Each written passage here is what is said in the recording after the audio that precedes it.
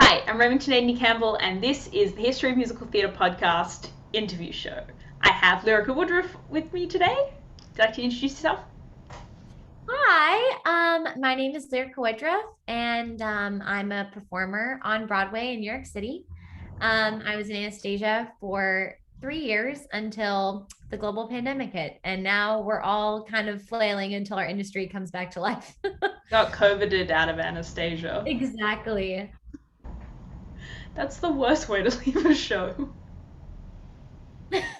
Yeah, it was pretty shocking when it all happened. I did the show on Broadway until we closed, and then I did the tour for about 6 months, and then I left the tour coming back. And then about 4 weeks into being home, the pandemic hit.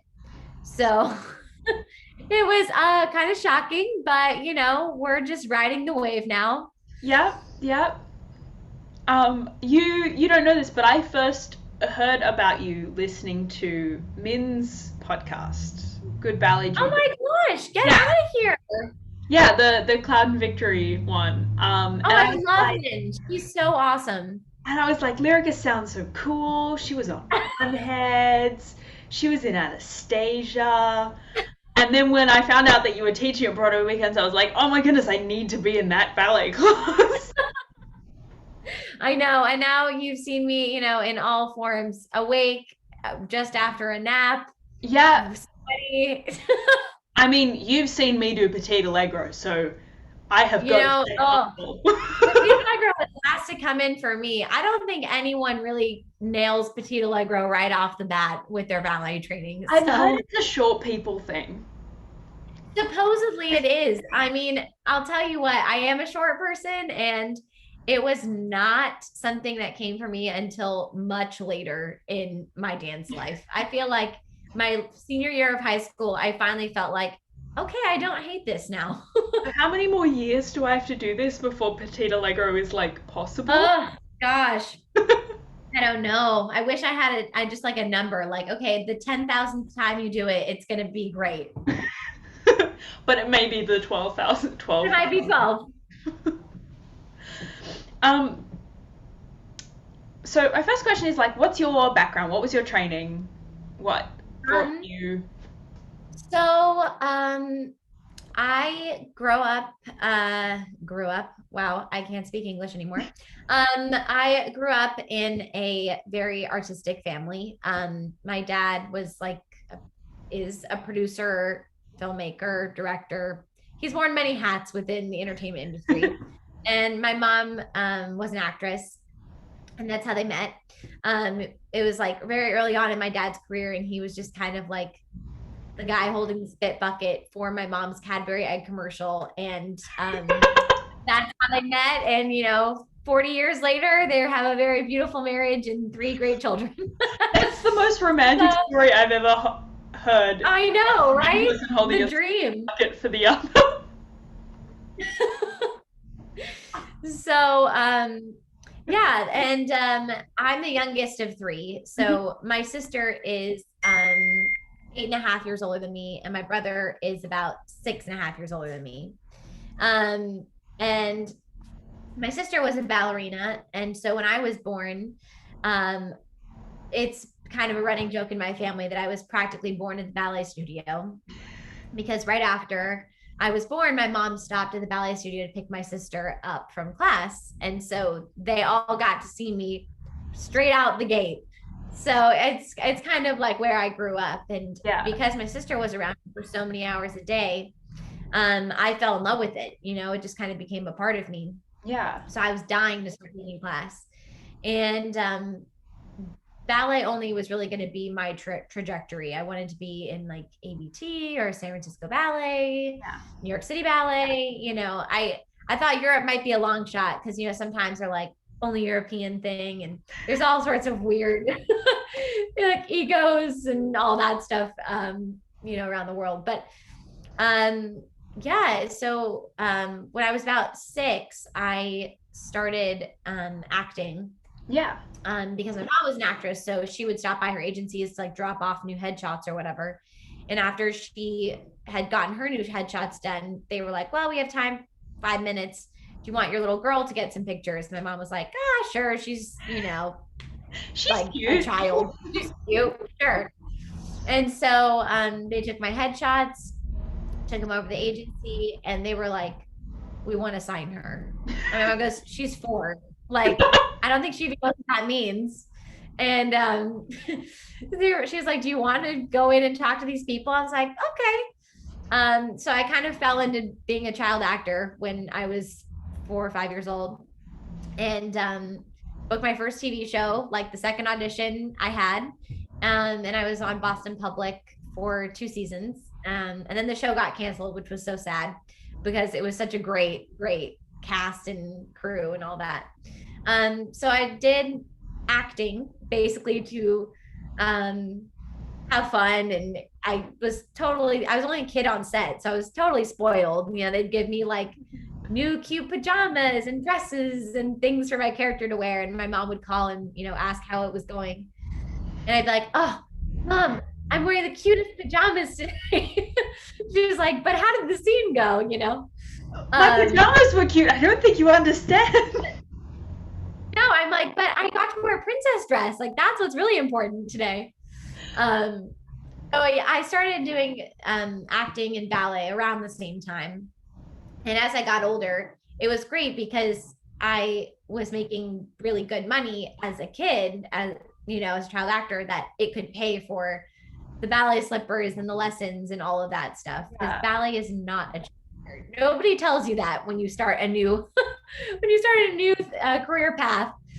And not that it's like any sort of art form or athletic career is going to cost a lot of money, especially if you want it to be your professional path and not just something on the side. Yeah, most of them just don't cost $90 a month in shoes.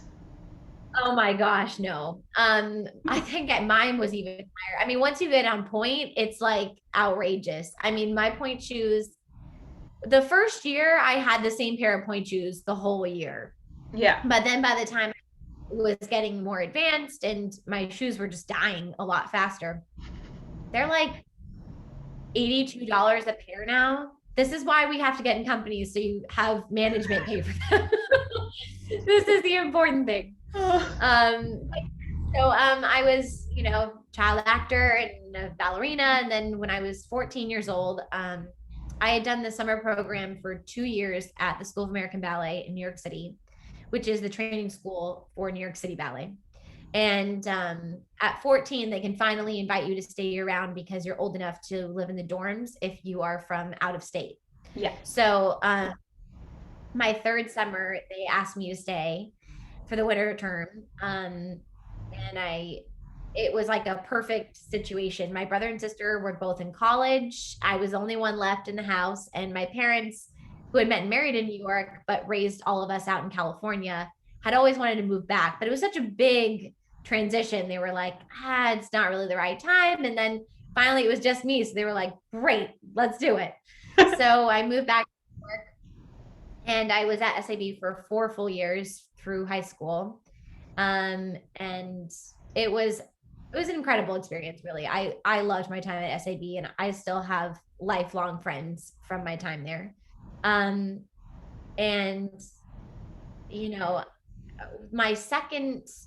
I did my first winter term at SAB, and then that summer I had an audition for a new Broadway workshop. So in the most beginning stages of, a musical, they have various workshops to work on the material. Yeah. And kind of put it on its feet. And I didn't even know what that was at the time. I mean, I knew what musicals were, and I loved music growing up, but I didn't know what a workshop was. I was 15.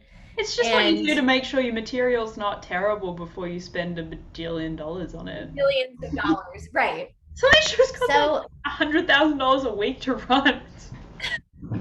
Seriously. I mean, it's crazy. The amount of money it takes to put a Broadway show on its feet and then get it to Broadway is mind-blowing. I had no idea how much money it cost. But um, anyway, so this was the second audition that my new agency in New York was sending me out on, and I was like, I can't say no. It's the first thing they're gonna think I'm a flake, and so I said, okay, I'll go. And I get there, and it was very clear from the start of this audition that half of the people in there had like never taken a ballet class and just said that they were dancers on their resume. I mean, like one girl was lacing up her pointe shoes all the way to her knees. I mean, it was like, it was crazy. And my dad, I was underage, so they had to take me to these auditions. Yeah. And my dad turned to me and goes, well, Lyrica, I think you might be here for a while. And I said, what do you mean? He goes, Lyrica, I think you might be one of maybe 10 girls in here who's really a ballerina. And they were looking for like authentic dancers for this new musical. Yeah. And they did one really simple combination. It was like a tendu pirouette from fifth, and then one from fourth. And I am not kidding. They cut half the room after that combination. They were like, no, can't tendu. They were like, no, thank you so much for your time, but it's a no from us.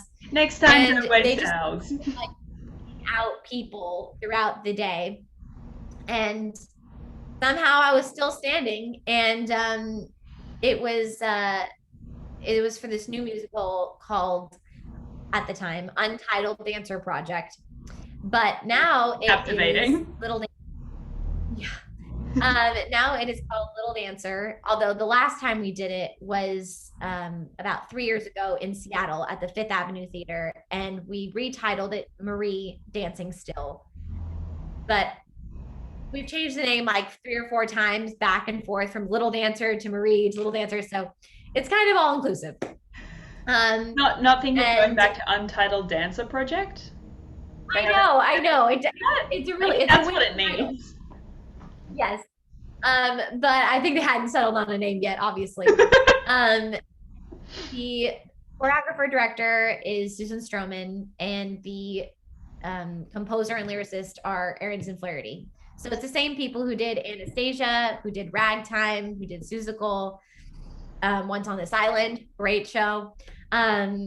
Just like this insanely talented award-winning team that, of course, I had no idea who they were when I first auditioned. And now I look back at my audition, I just cringe. Like, how did I do that? I can't even believe I did that. Because when they sent me the audition, they said, please show up with your dance attire and pointe shoes and your sheet music. And I turned to my dad and I said, well, what is that? And he goes, well, we don't have any. It's your music for the pianist to play, for you to sing. And he's like, we don't have any, but you don't know, you might get cut. So I thought, oh, whatever, I'll do it when I get there. And then I got there, and I was one of 8 people still there at the end of the day, and I still had no idea what I was going to sing. And some really nice girl that I had befriended who was there had extra music in her book. Yeah, and we all should. Oh, what are you gonna sing? And I said, well, I don't really know. I brought my iPod. Maybe I'll just sing something from Glee. I don't know. And this lovely girl turned to me and she goes, well, I have an extra song if you want to sing it. And I was like, oh, what do you have? And she goes, Somewhere Over the Rainbow. I thought, great. I've seen the movie a couple times. I'm sure I could lie my way. Horrible, just horrible.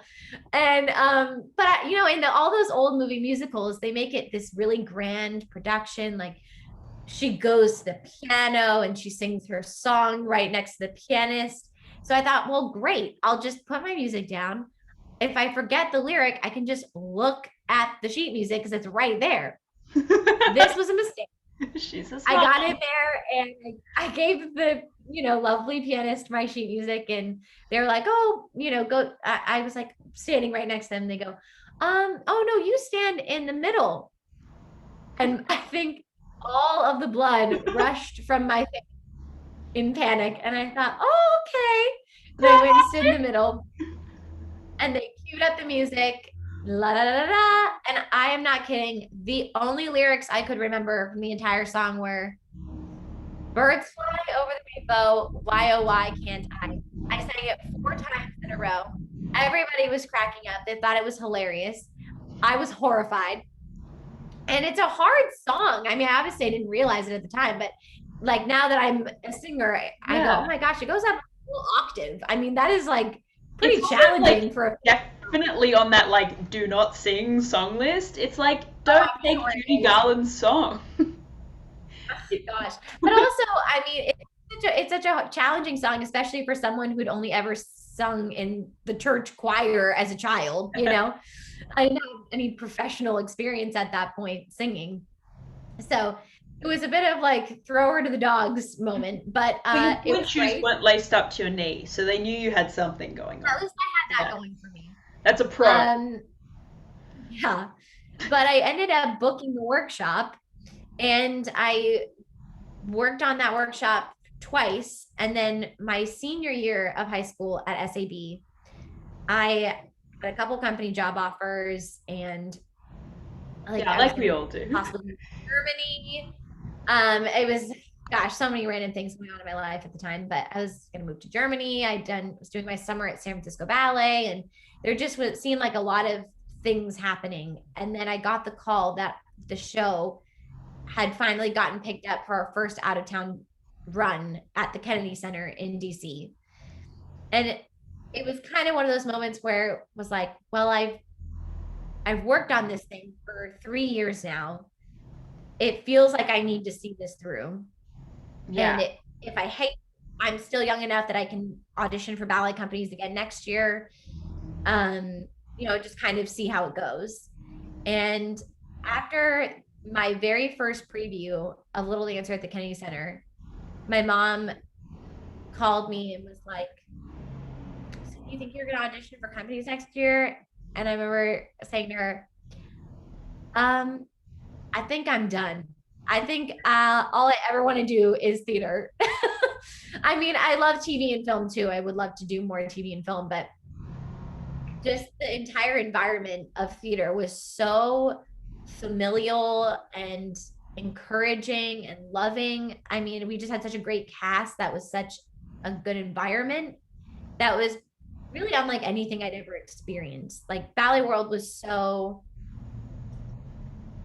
every person for themselves. You're trying to get the next role, you're trying to get the next attention to get promoted. And there's always this next ring to climb, right? But in theater, it's like once you're cast as the role that you're in, that's it until either the show closes or you decide to leave, Yeah, basically. you weren't wondering every day if maybe they'd ask you to go on for Marie. Right, Although exactly. now Well, if you're actually, in a show, you are. Like, everyone's like, are they going to I ask was me the to go understudy. on as anyone? Yeah, I actually was the understudy for Marie both times that we went out of town. So I was kind of stressed in that way. But because I'd been working on the show for quite a while, I felt really comfortable with the material that if, in some crazy circumstance I had gotten thrown on, I think I would have been okay. But I think, I felt safe knowing, well, they're not just going to, get rid of me in 2 shows or whatever. It's like my job was so safe and Yeah. you weren't competing with girls or, other people in the cast. It was like your role was your role and you did the best you could with it. And when you were great, the show was great because we were all great as a family and a collective, which was such a fun experience for me. And so after that show, I was just obsessed with musical theater. And Same.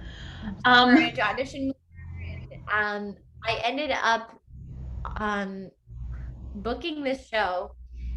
I didn't even audition for this show.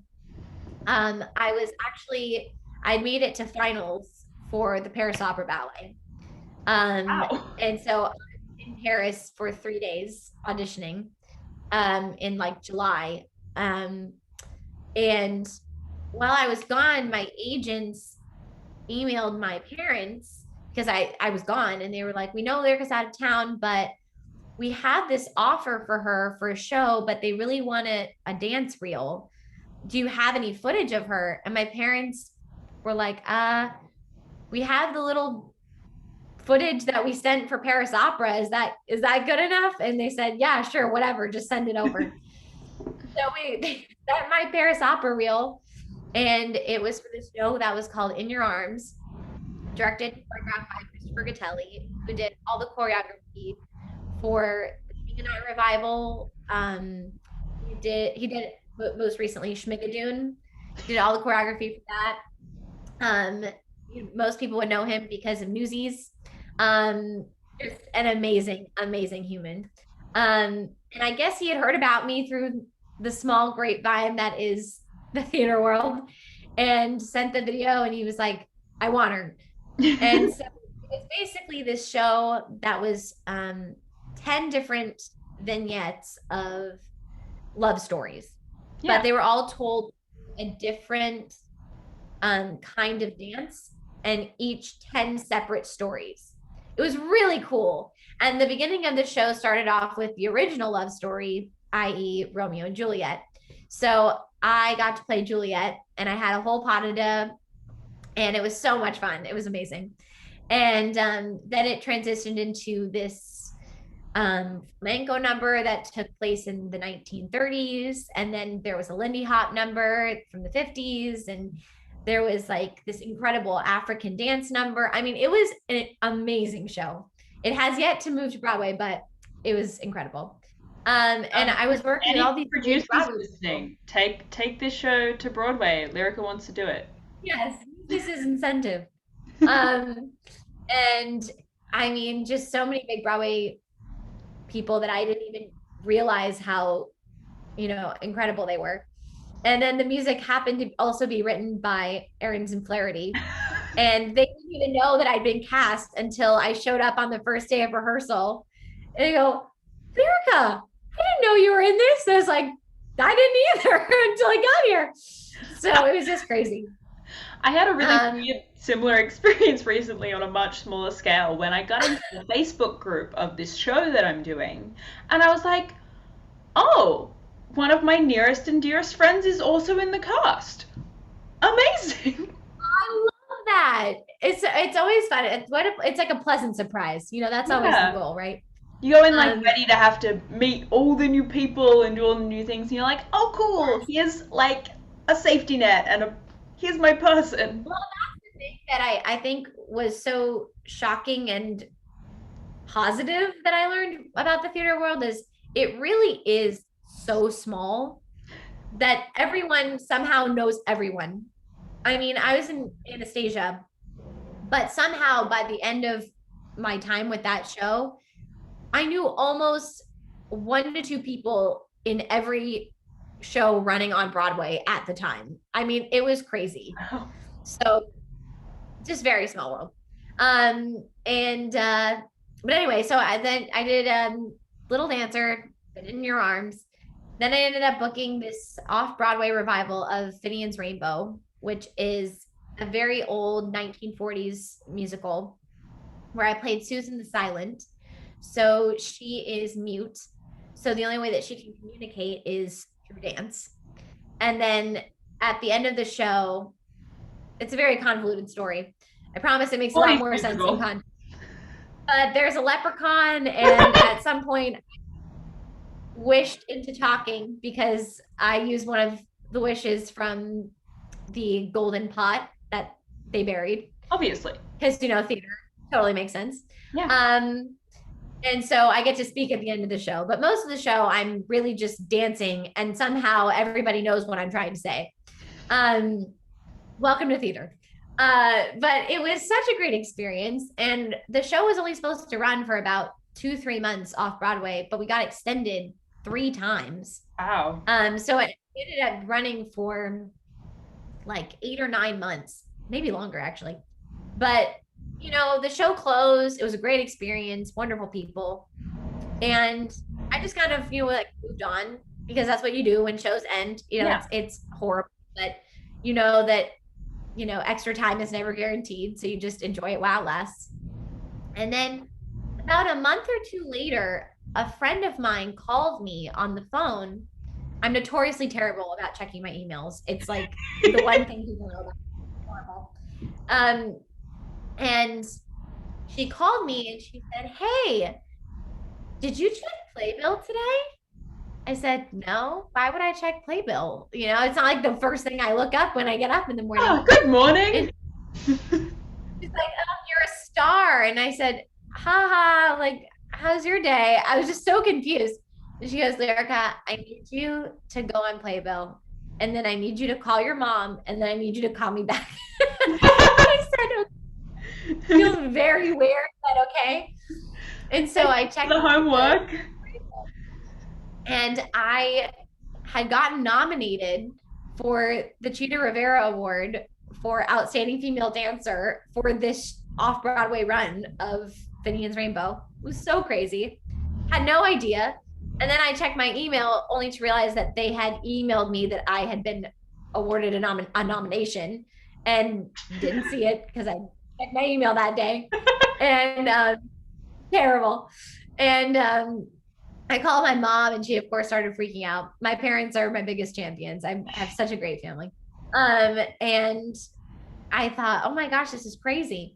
So they were doing the award ceremony in September that year because they used to be called the Astaire Awards, but they were changing over the title and because of various organization things.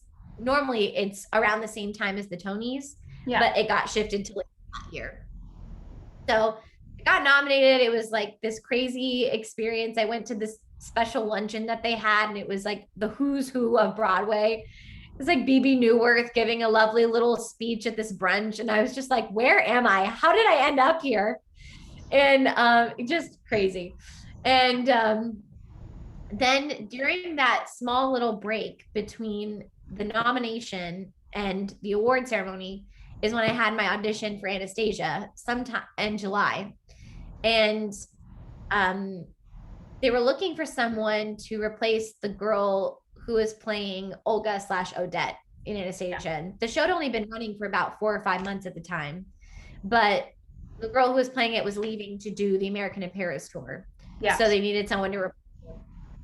And lo and behold, I got the call and I went into audition and they made us do 3 ballet combinations and then they made everybody do fouettes.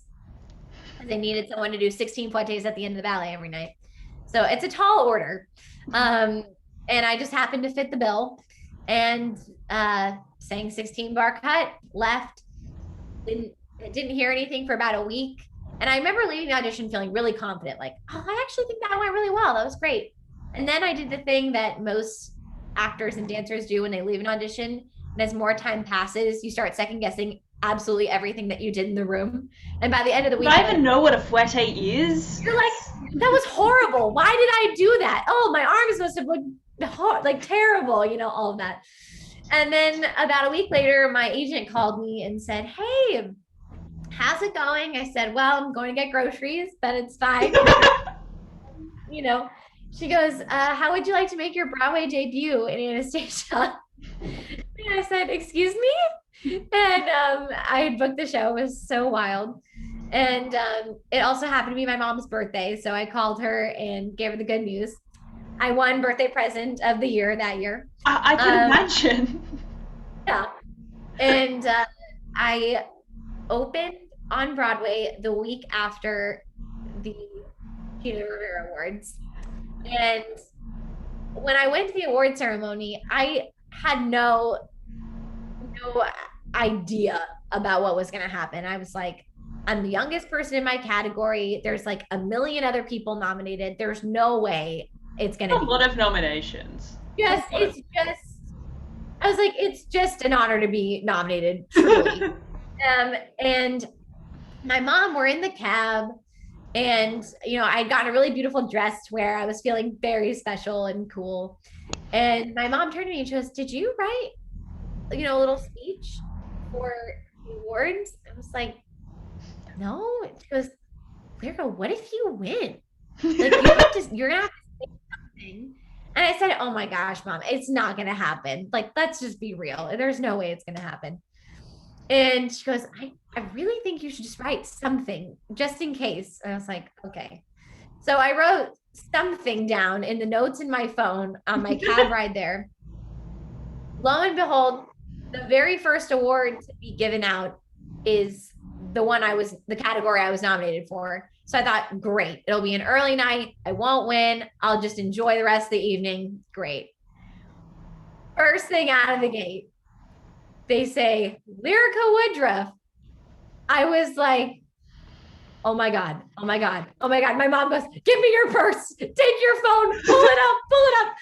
So I'm like, oh gosh, I hope I don't trip over my words. I'm shaking. It's a million googly eyes at me in the audience. I'm an actress, not a public speaker. You know, it's easier to say other people's words than your own. That's what I've learned. I don't even remember half the things I said. All I know is I thanked my parents at one point for driving an hour and a half in LA traffic every day for my ballet lessons growing up. But that's essentially all I remember from the speech. And then I joined Anastasia a week later, and it was the greatest time of my adult life, for sure. It was just like the best cast you could possibly imagine, with great material. I mean, the show was so fun. And, you know, a lot of people, common question I hear from people is, how do you keep a show fresh after so many times doing it? Yeah. And I think that the natural way that a show works is every single day feels different. Your body's different, you know, your emotions are different that day. Everything is constantly changing. And it doesn't matter how tired you are, because there's some person in the audience that is their first show ever. Yeah. So every night has to be like opening night for them. And whatever you have to do to be excited about that show that day is what you need to do. And you have to evaluate that for yourself every single day. But it was fun. I mean, we like had so many different random little events that we planned with other shows in the area, because we all weren't competitive. We really want more shows on Broadway because it's more talented people working. Right? Like, who wouldn't want that? So and no show closes just because other shows are better. No, like that's never how it goes. It's always a money thing, you know? And so we're always sad when a show closes, because we're like, oh, there goes great jobs for wonderful people. And, you know, now they're back to like the grind again, you know? But one thing I really loved was we did a Broadway bake-off between the shows on our that straddled our two avenues. So we did a Broadway bake-off with Hello Dolly, Come From Away, Phantom, and Frozen. And we all went to the theater at Hello Dolly's theater, and you had to bake desserts or dishes in the theme of your show. Yeah. And so Hello Dolly made this cake that has to be the most extravagant cake I've ever seen in my life.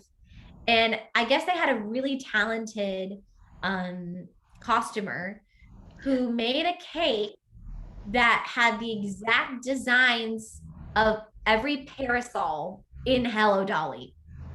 And she did the icing on the cake identical to all the parasols. I was over the top. It's the most incredible thing I've ever seen. And then when you cut it, it was like cubed on the inside, or like a plaid cake. I was like, give her the award. Like, everybody go home. Like, we can't compete with that. You're my Cheetah Rivera award as well.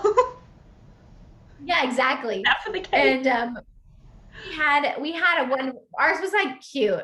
We just, you know, we did our best, but ours was a really cute one. We had this one song that was called Crossing a Bridge, and our show takes place in Paris. Yeah. So we had Croissant La Bridge.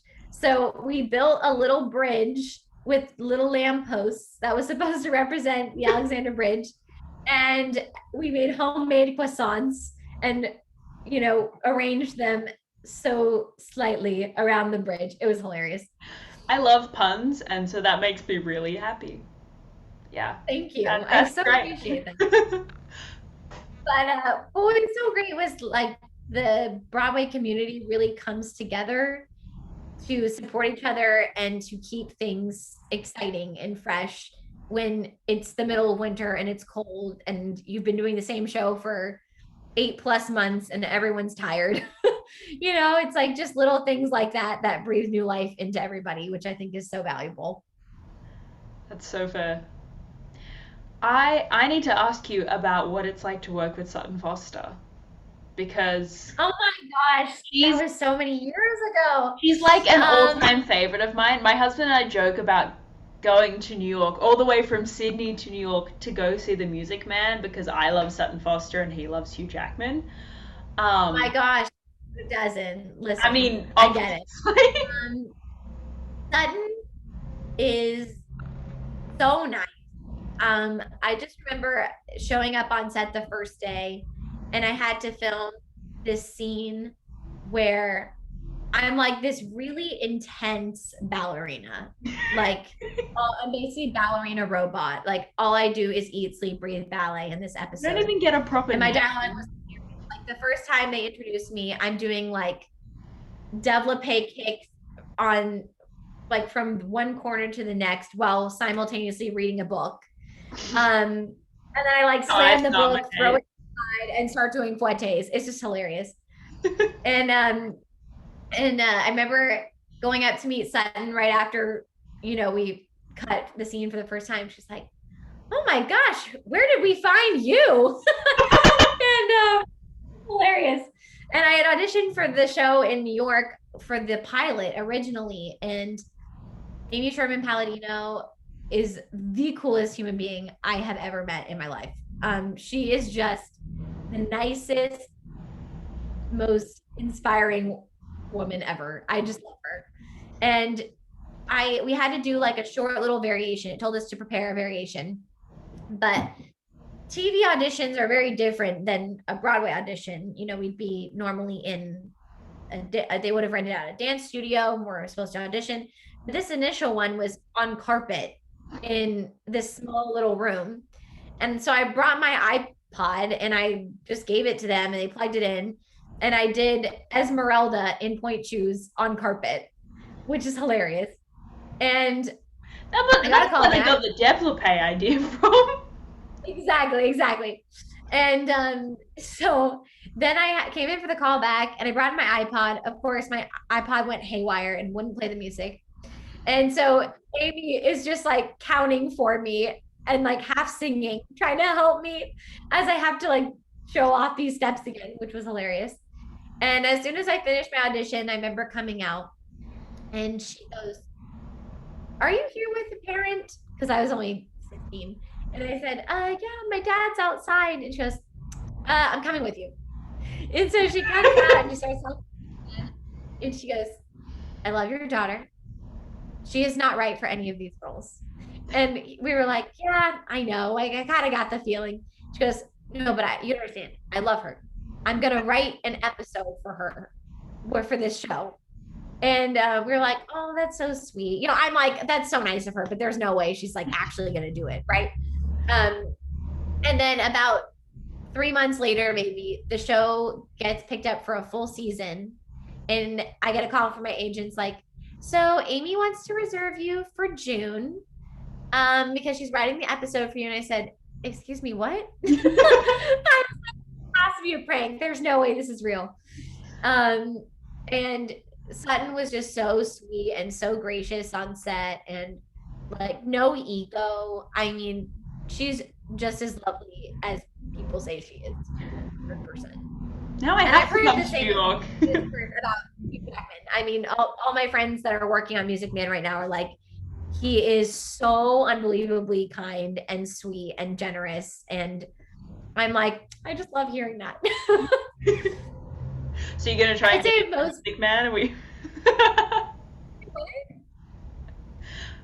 I said, "Oh, are you gonna try and get an audition for Music Man? Is that's the next plan?" Oh gosh, I hope maybe somewhere down the line that would be so fun. I've loved Music Man since I was a kid.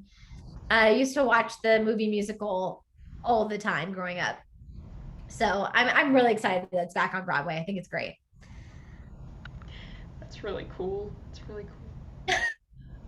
Um, I think it was Tyler Peck's first musical that she did that, and then Susan Stroman was like, "You should I study know, isn't that HMT."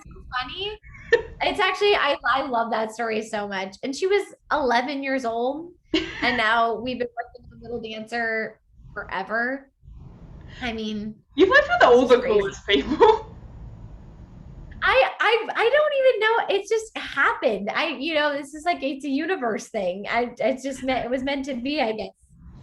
But I've been very fortunate to work with really great people and really no bad eggs in the bunch, which I feel I've been very lucky for.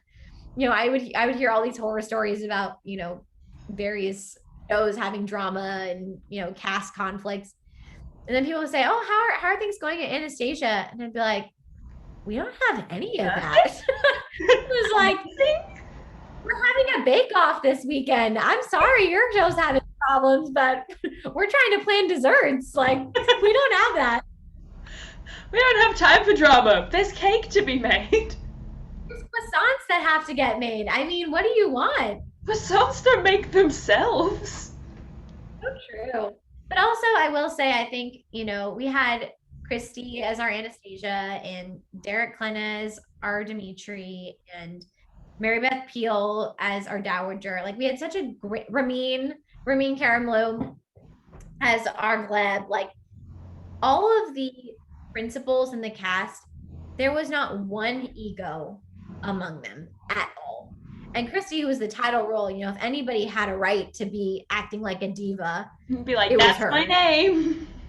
Right. And But she was not all. It was like open door policy for her dressing room. Because the Broadhurst is actually quite small backstage. We don't have a green room just for the cast to hang out. And the ensemble women's dressing room and the ensemble men's dressing room were on the fifth and sixth floors.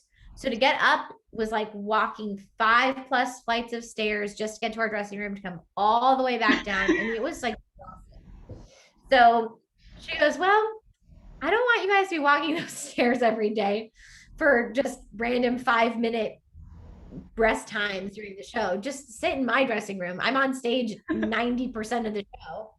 So it was very sweet. We did not have to do that.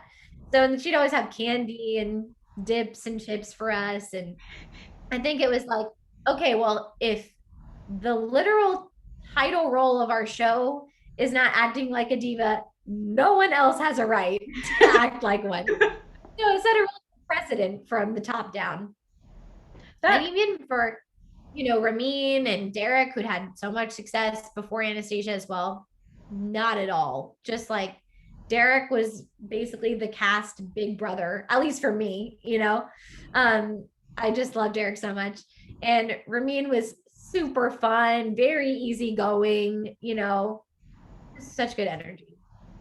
that's so wonderful, and it's so wonderful when that starts at the top and then it can go all the way down, because it's much harder for, like, someone in the ensemble to just bring the energy of the cast up from where they are. I Yeah. feel the same way. I think it was a really valuable lesson for me, especially because I was really new to that world.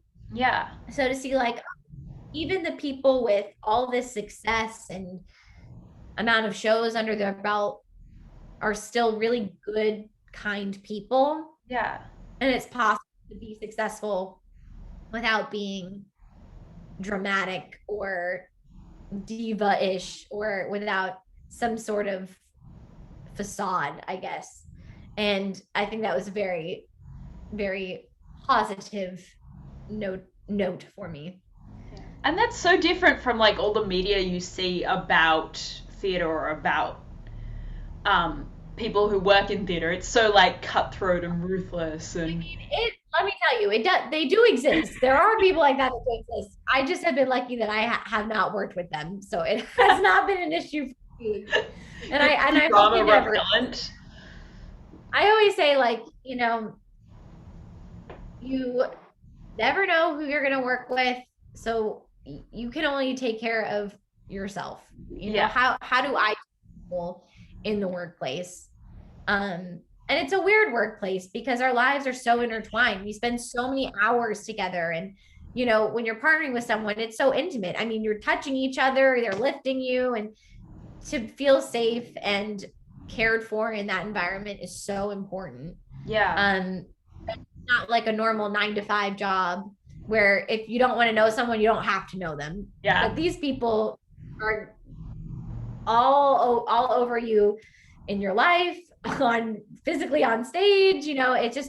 It's You don't want such to get a dropped. You guys are going to have to be tight. you have to be tight.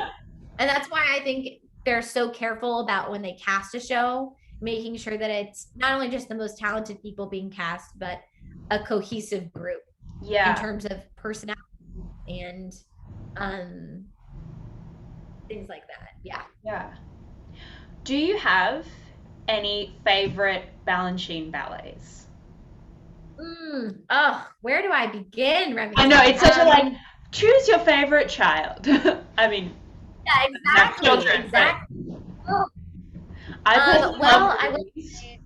That's I was very lucky that my senior year at SAB, we always have workshop, which is our big end of year performance. We only get 3 shows, and it's like everyone and their cousin in New York comes. I mean, it is like a huge deal. And casting is always this big drama, it's hilarious. Basically, if you see in the movie Center Stage, it's not quite that dramatic, but it's pretty close. nearly. Um, it's almost that. Um, and we got to do Serenade for my senior workshop. We got to do Serenade, which I was love Serenade. so fulfilling. I cannot overstate that enough. It was truly one of the most fulfilling things I've ever gotten to dance. Um, What did you dance I Serenade? was Russian Girl, and I was one of the um ensemble girls on the other show. Yeah. So I that we had 2 casts for stuff. Um and the other one we got to do that year was Western Symphony, which was super fun. Um and but in terms of like favorite ballets of mine, of Balanchines that are just like beautiful and I love going to see them, or I just think are choreographically stunning, uh, are like Serenade, Who Cares, um, and Stars and Stripes, um, and Tchaikovsky Pas de Deux. It's like can't get enough of it ever. That's that's so true. Everything that I've seen, like I've never been to one live because we don't do a heap of You live, ballets I out get it. here. Um, shockingly, I think Serenade happened It's a so few years ago. royal. I mean, I feel like the predominant training in Australia is Royal Ballet. Yeah, there's Royal Ballet and then there's some places do Cicchetti, but I think Australian Ballet is more Royal Ballet in Totally. its training. And a lot of our works are versions that have been created for that company. Um, Totally. so yeah, not we don't get a heap of Balanchine rap out here, but I love Serenade and Rubies is a particular favorite of mine. If I was ever gonna Yes. to be a ballerina for a day, I'd want to be the principal girl in Rubies, not the pas de deux girl, but the legs Oh one. yeah, absolutely. That's perfect because I like pas de deux girl. It's usually a short girl. So I'll do the pas de deux and then you do Yeah, tall girl. you know I'm gonna make this happen, right? I'm gonna make this happen. It's Yeah, it. it is. Tell me I'm gonna where have to what work time. so I'm ready to hard. go. How to convince the Balanchine Foundation to let a rando Australian who started Let's ballet get at those right. 19 do this?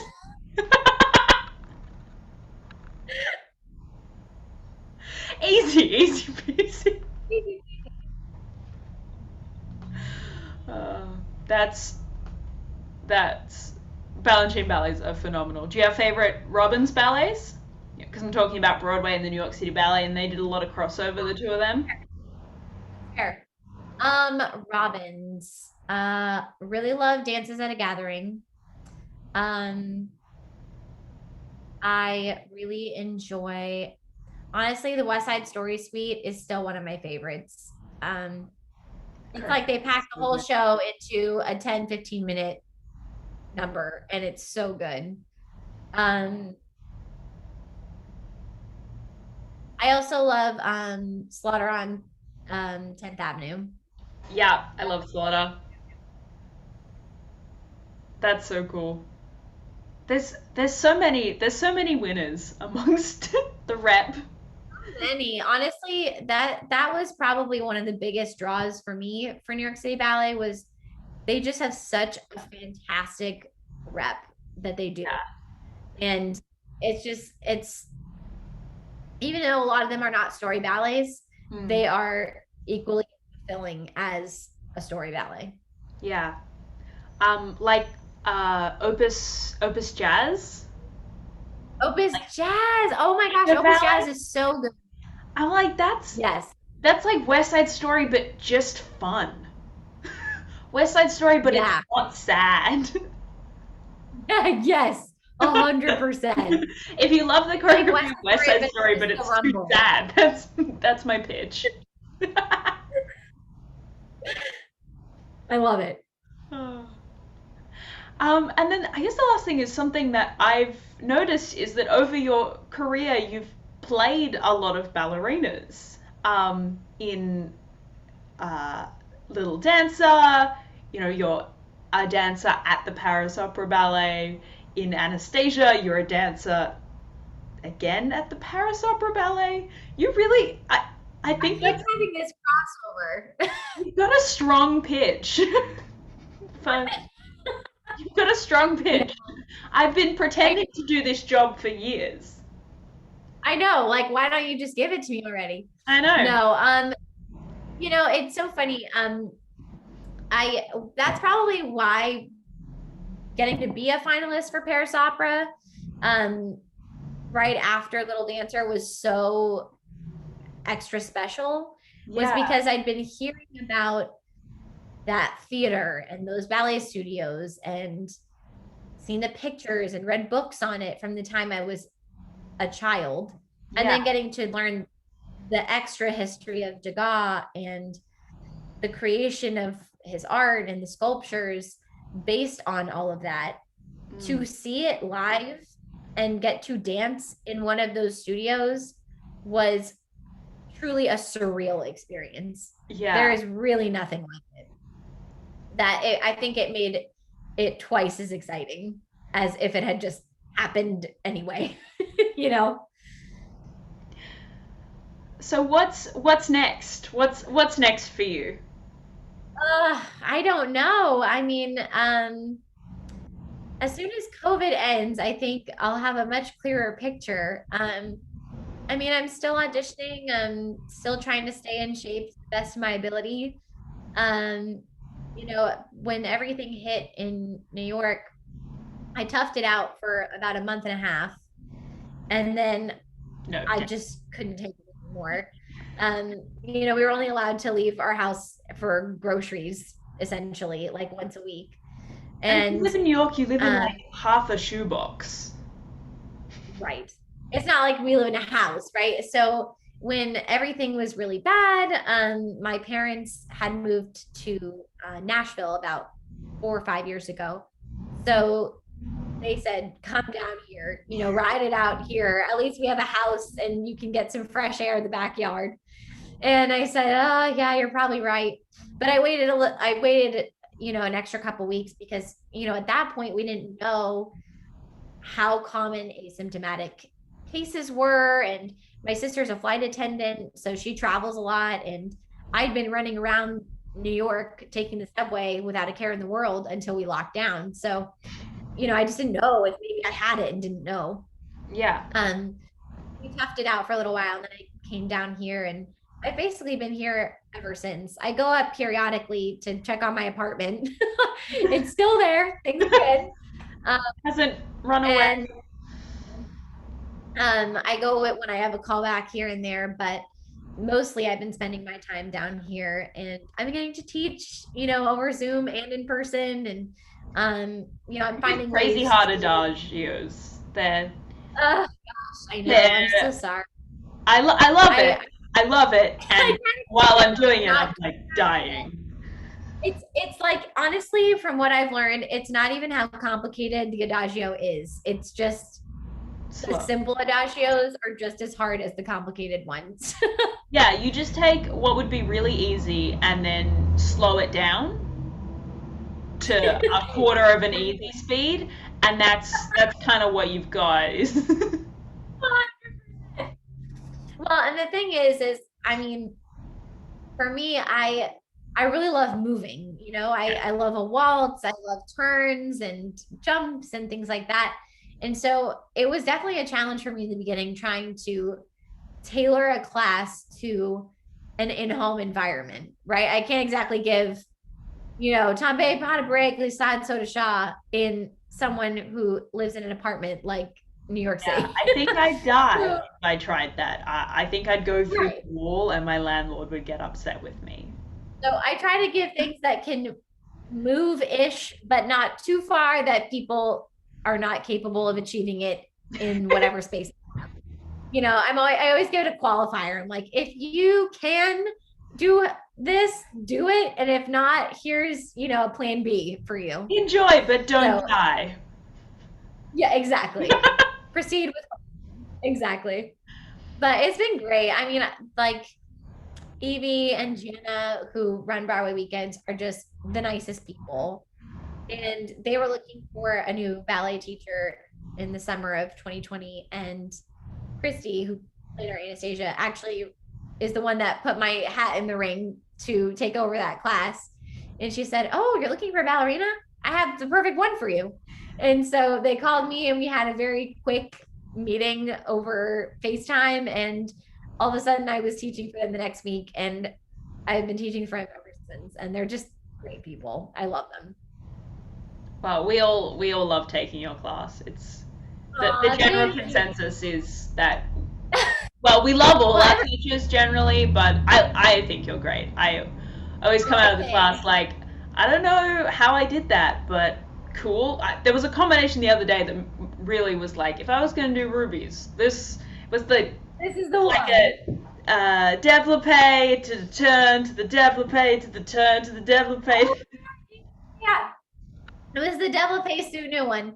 I stole the first half of that combo from my other teacher that morning. I thought, what's a good one? And it doesn't move that hard that much. So like that would be achievable in class. And it's good to, get their legs moving. So thank you. Thank you, teacher. Is there any other questions I can answer for you, No, Remington? no, I don't think so. I think I should probably let you get to the rest of your evening. I've got my cute little jammies on for those who are concerned that I don't wear real clothes. We have a really cool time difference between Yeah, Australia it's and like DC. lunchtime here. The Great. sunshine. Well, if you wanted to put your pajamas on, you just can say, well, it's 9 o'clock somewhere. And that somewhere is I'll just be Nashville. like, So it's 9 o'clock in Nashville. exactly. Yeah, if I want Well, to have I'm a so glad nap, we got to bedtime in Nashville. well, I'm glad we got to chat and connect. This Yeah, was so great. it was so lovely getting to talk to you. I know. It's so weird, when you're teaching a class, you get 1 hour to teach the class and then it's over and you don't know, the next person's trying to log in to teach their class. So I never really get to talk to everybody very much before class time unless I log on more than like 3 minutes before we're supposed to start. So it's so nice to get to know people over not ballet class. All right. Thank you so much. All right. Thank you, Remington. Have a good one. You too.